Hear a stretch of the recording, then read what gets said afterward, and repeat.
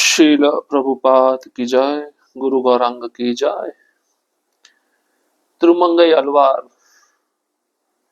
भगवान के सारंग धनुष के अंश स्वरूप माने जाते हैं। जब उन्होंने प्रतिज्ञा ली कि मैं भगवान रंगनाथ के मंदिर का जीर्णोद्धार करूंगा, भगवान रंगनाथ के मंदिर में जो जो वस्तुएं जीर्ण क्षीण हो चुकी हैं उसको पुनः निर्मित करवाऊंगा, इस उद्देश्य से उन्होंने पहले का जो लूटपाट करने का जो तरीका था उसको छोड़ दिया था। अब ईमानदारी के तरीके से वे लोगों के पास जाकर धन इकट्ठा करना चाहते थे और इसके लिए वे प्रयास भी कर रहे थे, लेकिन लोग अब उनका मजाक उड़ाने लगे, उपहास करने लगे। लोग कहने लगे ये कौन सा नया तरीका निकाला है धन कमाने का। तो तिरुमंगई अलवार को बिल्कुल अच्छा नहीं लगा, निराश हो गए और कावेरी नदी के तट पर रेतीले स्थान पर एक बड़े वृक्ष की छाए में नीचे बैठ गए और एक 4 युवक उनके पास आते हैं। भगवान ही जब सारे रास्ते बंद कर देते हैं तो उस भक्त के लिए एक दरवाजा भगवान खुला रखते हैं।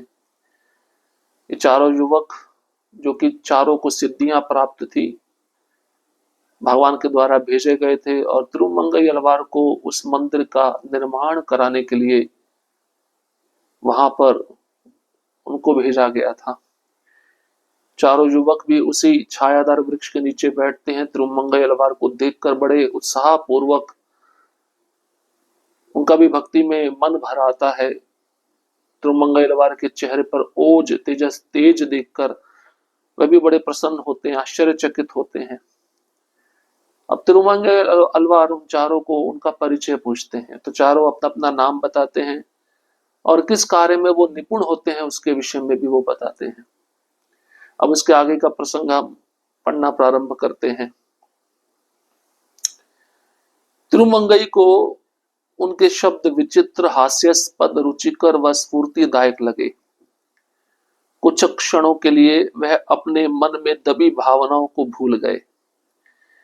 वे उनसे बात करके बहुत प्रसन्न हुए और बोले, मेरे प्रिय युवा मित्रों, तुम्हारे द्वारा मेरे शिष्य बनने के प्रस्ताव को सुनकर मैं बहुत आश्चर्यचकित हूं।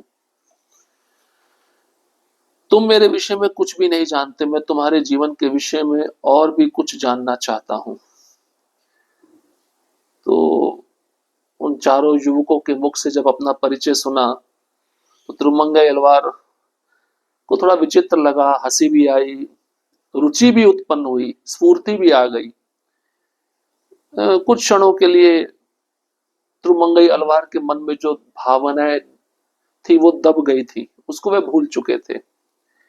जैसे कोई मन में दुख हो, कोई व्यक्ति हमारे सामने आके बैठे अपना परिचय दे तो हम अपना दुख थोड़े समय के लिए भूल जाते हैं।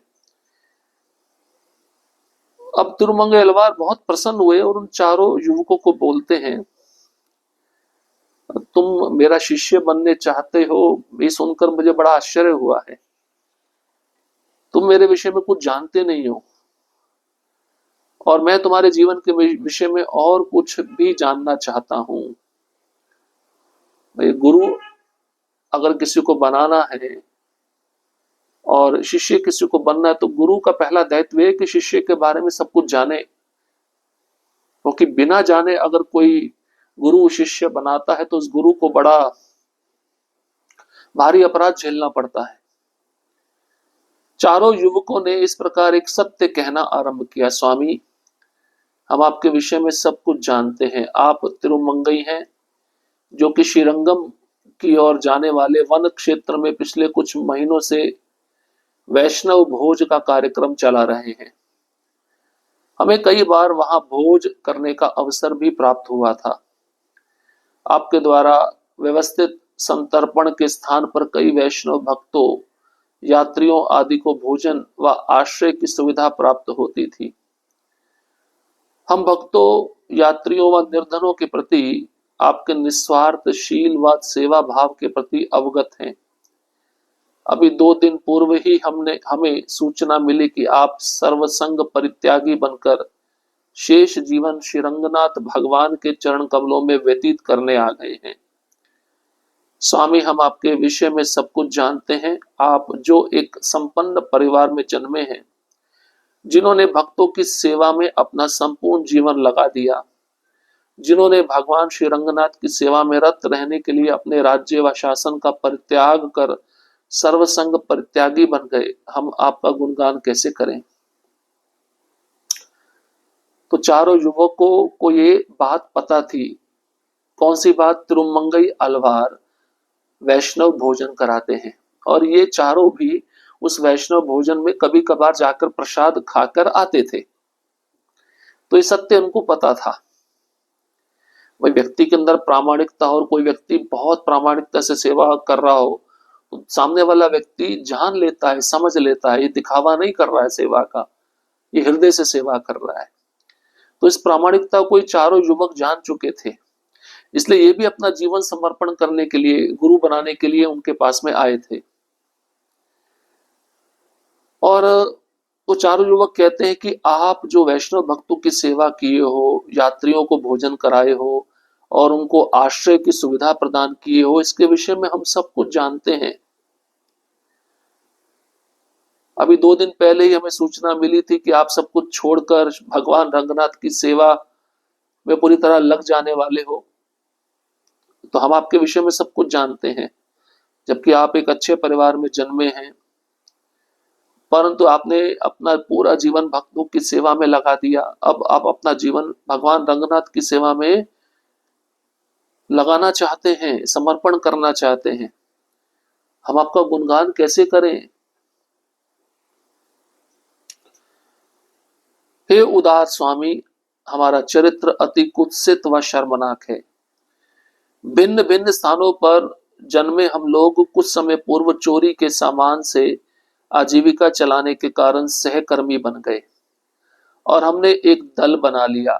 हम अविवाहित हैं, हमें हमारे भूतकाल का स्मरण नहीं व न ही भविष्य की चिंता है। इस क्षेत्र के सभी संपन्न व्यक्तियों को हमारे चोर होने का ज्ञान है, लेकिन चूंकि हम कभी पकड़े नहीं गए, अतः वे हमारा कुछ भी नहीं बिगाड़ सकते। इसके अलावा किसी में हमें पकड़ने का साहस नहीं है। लोग हमसे डरते हैं, इसलिए हमसे संपर्क नहीं रखते व प्रश्न करने में हिचकिचाते हैं। देखिए, वो चारों युवक अपने बारे में और कुछ बातें बता रहे हैं जो बहुत रोचक हैं। तिरुमंगई अलवार को वे चारों युवक कहते हैं, हम है तो बहुत बेकार व्यक्ति, कुत्सित, गंदे संग में पड़े हुए हैं, हमारा चरित्र भी अच्छा नहीं है, बहुत शर्मनाक लोग हैं और अलग अलग स्थानों पर हम जन्मे हैं। कुछ समय पहले ही हम चोरी के कारण चारों इकट्ठे हो गए, इसी चोरी के कारण हम अपनी आजीविका चलाते हैं, इसी चोरी के कारण हम एक दूसरे का साथ भी देते हैं। हमने एक गैंग बना लिया, दल बना लिया, हमारा दल 4 लोगों का है। हम विवाह भी नहीं किए हैं और हमें चिंता नहीं है भविष्य में हमारे साथ क्या होगा, भूतकाल का हमें कोई स्मरण नहीं है। और इस क्षेत्र में जितने भी व्यापारी लोग हैं, ये हमें जानते हैं कि हम चोर हैं, चोर होने का ज्ञान सब लोगों को है, लेकिन हम कभी पकड़े नहीं गए, इसलिए ये लोग हमारा कुछ बिगाड़ नहीं सकते और किसी के अंदर हिम्मत नहीं है हमें पकड़ने की। लोग हमसे बहुत डरते हैं, इसलिए हमसे संपर्क कोई रखता ही नहीं है। हम लोगों के बीच अज्ञात बनकर घूमते हैं। संपन्न लोग व व्यापारी हमसे भयभीत रहते हैं, परंतु यदि वह इस अप्रसन्नता व भय को प्रकट करेंगे तो उन्हें संदेह है कि हमारे द्वारा उनके घरों में चोरी की घटना हो जाएगी। ज्ञान व पूर्व चेतावनियों के बावजूद हम इसके कृत्य में पकड़े नहीं जा सकते। इसके परिणाम स्वरूप उन्हें हानि उठानी पड़ेगी या फिर शांतिपूर्वक इन्हें सहन करना होगा, अन्यथा पुनः चोरी होगी। अब चारों चोर कहते हैं कि ऐसे लोगों के बीच में हम अनजान बनकर घूमते हैं। जितने भी व्यापारी लोग हैं, धनवान लोग हैं, हमसे डरते हैं, लेकिन यदि वह इस अप्रसन्नता व भय को प्रकट करेंगे तो उनके मन में संदेह रहता है कि हमारे द्वारा उनके घरों में चोरी की घटना हो जाएगी। अगर उनको पता है अगर इन संपन्न परिवारों ने, धनवान लोगों ने हमको पकड़वा दिया तो फिर हम उनके घर में जाके चोरी करेंगे। इस कारण उनके मन में अप्रसन्नता और भय बना रहता है। हमें पूर्व में चेतावनियां भी दी गई है, इसके बावजूद हम चोरी में कभी पकड़े नहीं गए हैं। और अगर हम पकड़े गए तो इस सारा नुकसान इन व्यापारियों का होगा। ये शांतिपूर्वक रह नहीं पाएंगे और पुनः हम इनके घर में जाकर चोरी करेंगे। स्वामी, ये हमारी संक्षिप्त कहानी है। ये चारों मछलियां केवल आपके जाल में फंसी हैं। हम भी आपके शिष्य बनकर सर्वसंग परित्यागी बन जाएंगे। हमने स्वयं को आपको व श्री रंगनाथ को अर्पित कर दिया है। हम अपना संपूर्ण जीवन आपके व भगवान श्री रंगनाथ की सेवा में लगे रहेंगे। यह हमारी इच्छा व निर्णय है। कृपया हमें स्वीकार कर लें। अपने आशीर्वाद से हमारे सारे पाप धो दे। एक वाक्य बहुत अच्छा बोले चारों। हम चारों मछलियां आपके जाल में फंस गई हैं और हम आपके शिष्य बनना चाहते हैं, आपकी तरह सब कुछ छोड़ना चाहते हैं, सर्वसंग परित्यागी बनना चाहते हैं। और हम भी आपकी तरह भगवान रंगनाथ को अपना पूरा जीवन समर्पित करने के लिए आए हैं। आपकी तरह हम रंगनाथ भगवान की सेवा में लगे रहेंगे। यही हमारी इच्छा है, यही हमारा निर्णय है। हमें स्वीकार कीजिए और अपना आशीर्वाद देकर हमारे सारे पाप धो दीजिए। इस प्रकार कहते हुए चारों युवक आंखों में प्रायश्चित के आंसू लिए तिरुमंगई के चरणों में साष्टांग प्रणाम करने लगे। उदारता व सहानुभूति पूर्वक तिरुमंगई ने उन्हें उठाकर सात्विक व पवित्र बनने का आशीर्वाद दिया। उन्होंने प्रसन्नता पूर्वक घोषणा की कि वह उनके अनुयायियों के प्रथम समूह होंगे। तो अपनी कहानी पूरी बता दी। चारों चोर युवक तिरुमंगई अलवार के चरणों में गिरकर उनसे आशीर्वाद मांग रहे हैं। उनके आंखों से आंसू भी बह रहे हैं। अब भक्त का हृदय उदार होता है। सहानुभूति भक्त के हृदय में सदैव निवास करती है। तिरुमंगई अलवार ने इन चारों युवकों को उठाया और उनको पवित्र बनने का आशीर्वाद दिया। और तिरुमंगई अलवार ने बड़ी प्रसन्नता पूर्वक घोषणा की कि मेरे अनुयायियों में आप सभी प्रथम मेरे शिष्य बनेंगे।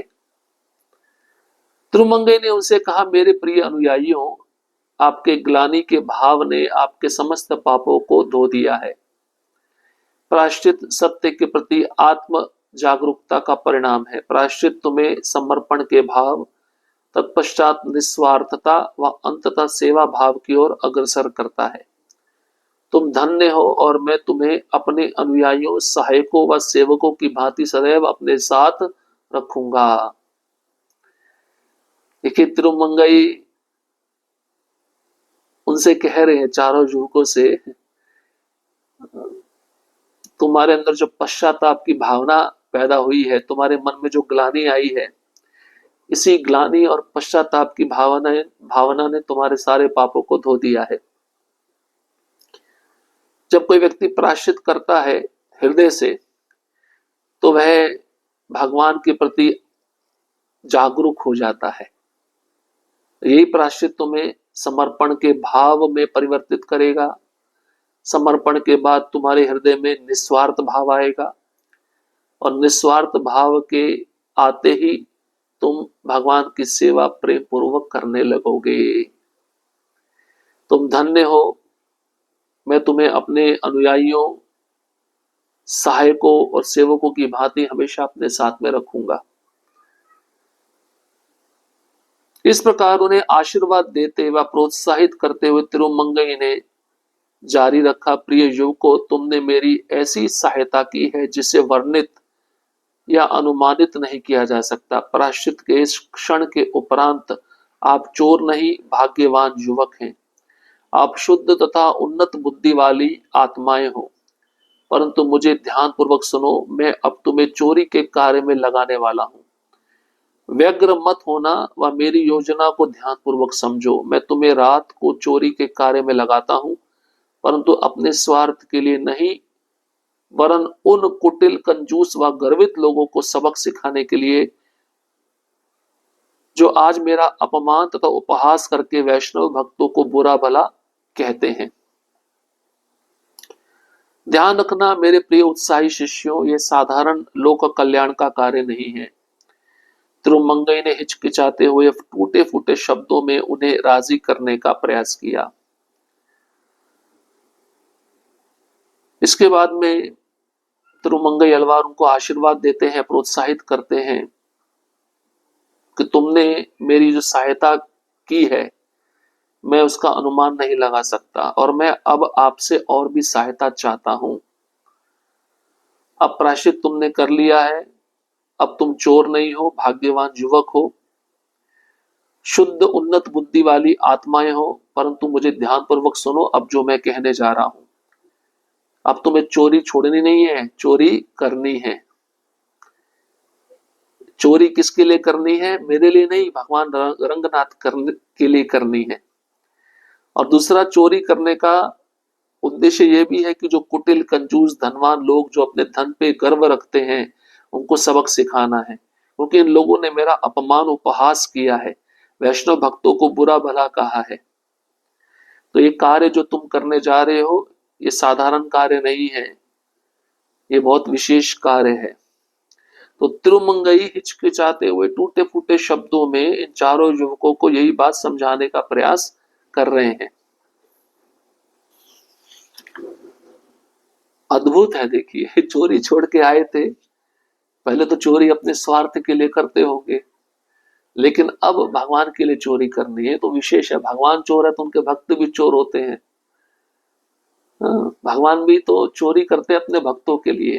जैसे माखन की चोरी की, माखन चुरा के दूसरों को खिलाया, स्वयं नहीं खाते थे।